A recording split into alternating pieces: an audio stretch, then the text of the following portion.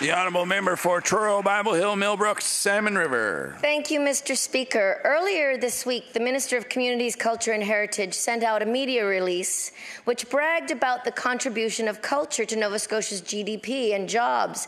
And while I certainly support the highlighting of the creative industry's contribution to our economy, I'd like to point out that when we checked the link provided in the minister's release, we learned that between 2013 and 14, there was actually a drop of 1.8% in culture-related jobs and only a minimal increase in GDP. And this was when the Liberals became government. So my question for the minister is, would he agree today that the cultural sector's jobs actively decreased between 2013 and 14? The Honourable Minister of Communities, Culture and Heritage.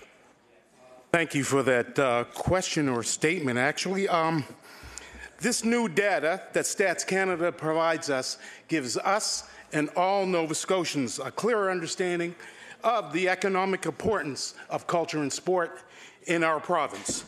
Those numbers for 2013-2014 are projections, and Stats Canada uses those as indicators.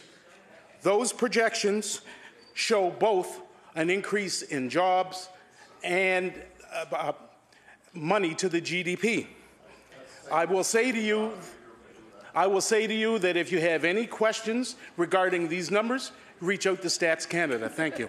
The honourable member for Truro, Bible Hill, Millbrook, Salmon River. Thank you, Mr. Speaker. Well, Stats Canada's numbers clearly show that the trend between 2010 and 2013 in Nova Scotia was an increase in jobs in the cultural section and GDP while the NDP was in power. So perhaps the minister meant to thank the government of the day for the sector's contribution to the economy during those years.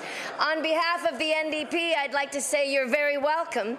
And keeping in mind that current numbers do not reflect the changes resulting from the 2015 elimination of the film tax credit, will the minister please confirm his intention to use these 2014 numbers as a baseline going forward? The Honourable Minister of Communities, Culture and Heritage.